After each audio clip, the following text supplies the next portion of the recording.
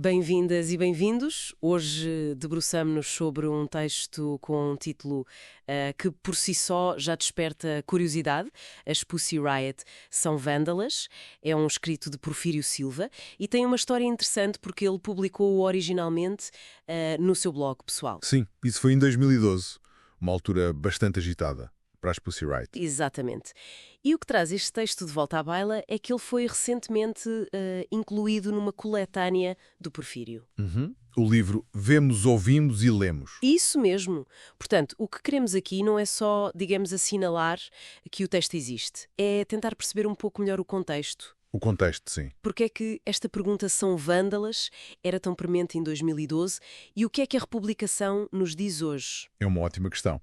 Quer dizer, a inclusão num livro anos depois de um texto de blog de 2012 é logo um ponto interessante. Sem dúvida. Mostra que o autor, Porfírio, continua a dar relevância àquela reflexão que fez sobre as Pussy Riot. E relembremos talvez um pouco o contexto de 2012 para quem nos ouve. Claro, as Pussy Riot são, ou eram, um coletivo punk rock feminista russo.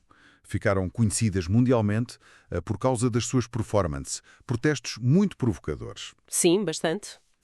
E a mais famosa, ou infame, dependendo do ponto de vista, foi precisamente a de 2012, numa catedral em Moscovo. A Catedral de Cristo Salvador, certo? Exatamente. Isso levou à detenção de algumas membras e, pronto, gerou um debate global enorme. Foi aí que surgiu o texto original do Porfírio. Certo. Então, a republicação agora, no Vemos, Ouvimos e Lemos, permite revisitar essa análise específica, feita naquele momento muito particular. Sim, é um exemplo de como um autor pode revisitar textos antigos, selecioná-los para uma obra maior, oferece-lhe um olhar sobre, talvez, a evolução do debate ou a persistência de certas questões. E o título? A forma interrogativa, as Pussy Riot são vândalas. O que é que isso nos sugere? Bem, sugere à partida uma abordagem que não é taxativa. Não é uma afirmação, é uma pergunta. O que pode indicar uma tentativa de ponderar a questão.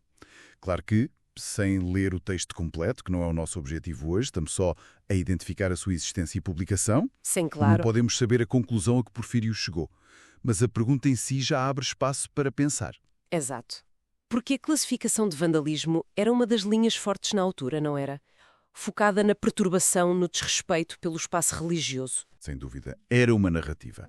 Mas havia a outra, a da liberdade de expressão, do protesto político legítimo contra o poder instituído, a relação Estado-Igreja na Rússia. Então, o texto, ao colocar a questão, talvez explorasse essa fronteira. Onde acaba a arte de protesto e onde começa o que a lei ou a opinião pública considera vandalismo?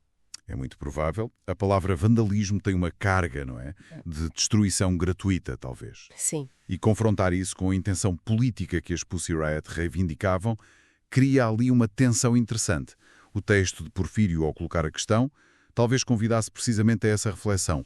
Como é que nomeamos, como é que julgamos estes atos disruptivos? Faz sentido. Portanto, a republicação pode ser vista como um convite a olhar num só para o caso Pussy Riot, mas para as questões maiores que ele levantou, os limites da liberdade de expressão, o papel da proteção na arte, na política. Como as sociedades reagem à dissidência, no fundo.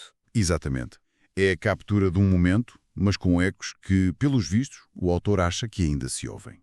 Portanto, resumindo, hoje destacamos este texto As Pussy Riot são vândalas, da autoria de Porfírio Silva, originalmente 2012 do blog e agora presente no livro Vemos, Ouvimos e Lemos. Sim, exploramos um pouco o contexto que lhe deu origem e o significado que a sua republicação pode ter.